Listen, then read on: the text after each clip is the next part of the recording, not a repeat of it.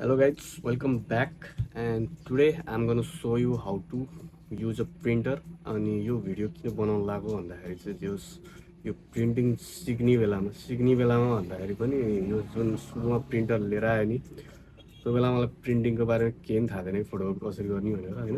अनि मैले लास्टै धेरै पेपरहरू चाहिँ खर्च गरेको छु कि त्यसको टेक्निक हुँदो रहेछ। आई थट कि त्यो प्रिन्ट हाल्दियो अनि बटन थिच्दियो अनि प्रिन्ट आउँछ भने सोचेको थिएँ, but it's not like that. So आज त्यो टेक्निक चाहिँ म हस्पिटललाई सिकाउन जाँदैछु होइन। स्पेसियली चाहिँ त्यो नागरिकता चाहिँ फोटोकपी कसरी गर्ने भनेर सिकाउँदै जान्छु। अरू त चाहिँ हालिदियो बटन दाब्देसी आउँछ नि त होइन, एउटा मात्र हुन्छ। त्यो नागरिकताको चाहिँ डबल साइडेड हुन्छ नि त। सो वो चाहिँ कसरी प्रिन्ट गर्ने भनेर चाहिँ आज म सिकाउन जाँदैछु। So let's start the video.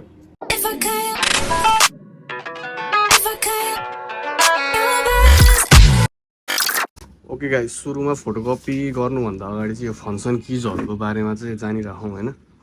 यो भनेको चाहिँ पावर बटन भयो होइन। यो भनेको चाहिँ मेन्यु की हो होइन। यसले चाहिँ अब यो पीमा राख्नुभयो भने चाहिँ यो पर्फेक्ट हो होइन। यो चाहिँ पीमा यो बटन भनेको चाहिँ यो ब्राइटनेस अनि यो स्क्यानको लागि अनि यो मिनिमाइज र म्याक्सिमाइज गर्नको लागि। अहिले यो चाहिँ ब्राइटनेसकोमा छ होइन।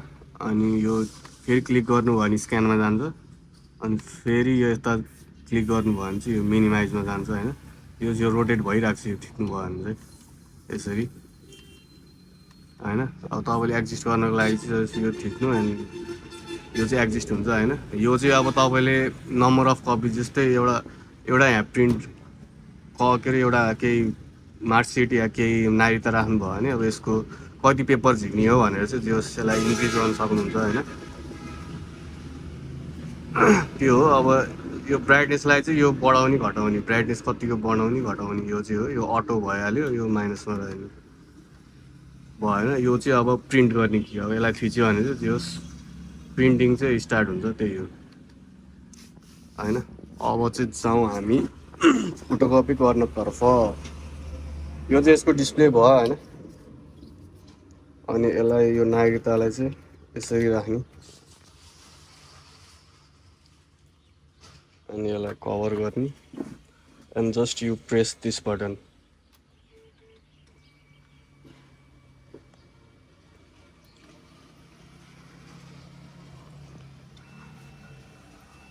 केही समयमा आउँछ यो यहाँबाट।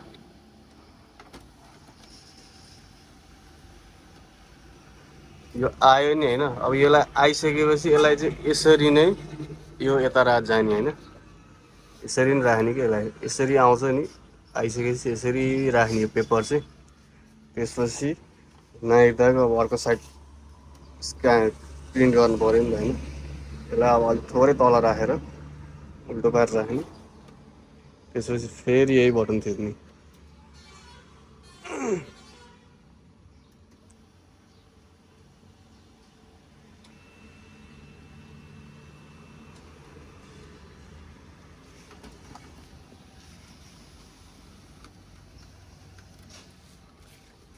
न यो फोटोकपी चाहिँ भयो होइन। रामदाले अब स्केल ल्याउने, यसलाई च्याप्ने होइन। अब चाहिँ म हजुरहरूलाई चाहिँ स्क्यानको बारेमा चाहिँ सिकाउन जाँदैछु होइन।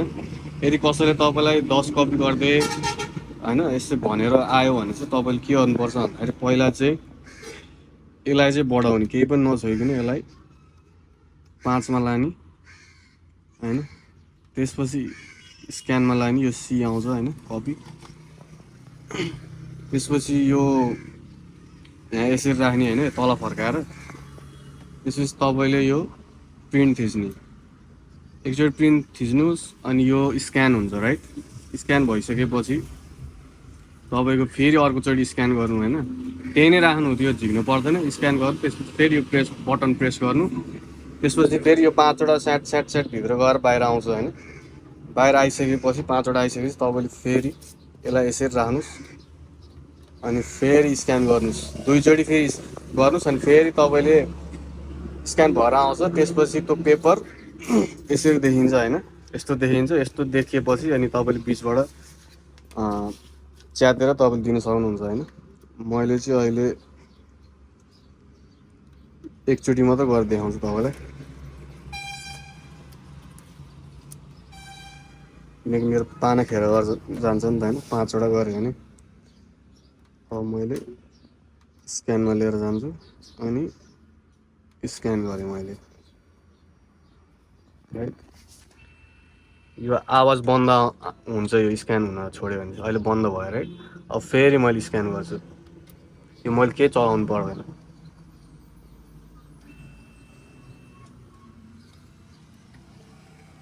अब सेकेन्डचोटि गर्दाखेरि चाहिँ यसले प्रिन्ट गर्छ किनकि यसले 2 कपी भन्दा स्टोर गर्न सक्दैन यसको मेमोरी थोरै हुन्छ सो अब यसलाई चाहिँ जसरी आयो यसलाई त्यसरी फर्काएर राख्नु होइन ल हेर्नु यहाँ साइडमा आयो नि होइन अब यसलाई तपाईँले तल राख्नु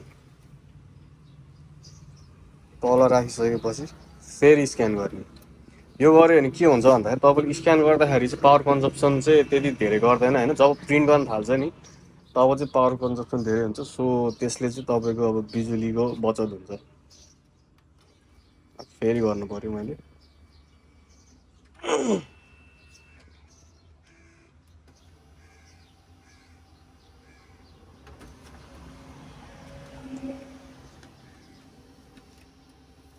ल हेर्नुहोस् अब यो बोथ साइड आयो होइन यो चाहिँ अघि मैले ट्राई गरेको थिएँ यो चाहिँ बोथ साइड आएको this is how you can do a scanning अब त यसरी गर्नुभयो भने चाहिँ अब 5वटा गर्नु भने चाहिँ 5वटा स्याट आउँछ होइन अनि त्यसपछि राख्ने अनि अर्को कुरा के भन्दाखेरि चाहिँ जस तपाईँले चाहिँ यो प्रिन्टरलाई मोबाइलमा नि कनेक्ट गर्न सक्नुहुन्छ होइन त्यसको लागि चाहिँ तपाईँलाई यो ओटिजी केबल चाहिन्छ अनि नोको प्रिन्ट भन्ने एप चाहिँ डाउनलोड गर्नुहोस् होइन अनि त्यसले तपाईँले चाहिँ यो प्रिन्टरलाई चाहिँ एक्सेस दिन्छ अनि तपाईँले जस ल्यापटपबाट गर्ने काम चाहिँ त्यो नोको प्रिन्ट एपबाट चाहिँ गर्न सक्नुहुन्छ ओके गाइज प्रिन्ट गर्नु चाहिँ त्यति गाह्रो चाहिँ छैन राइट एकचोटि जानिसकेपछि लास्टै इजी छ अब यो प्रिन्टरमा पेपर अड्क्यो भने चाहिँ के गर्ने पेपर अड्क्यो भने चाहिँ अब यसलाई एकचोटि यस्तो उठाउने होइन अनि त्यसपछि यो यसलाई हल्का माथि लाने त्यसपछि यो पेपर फेरि यो पेपर र यो इङ्क हुन्छ यसमा चाहिँ होइन यसलाई झिक्ने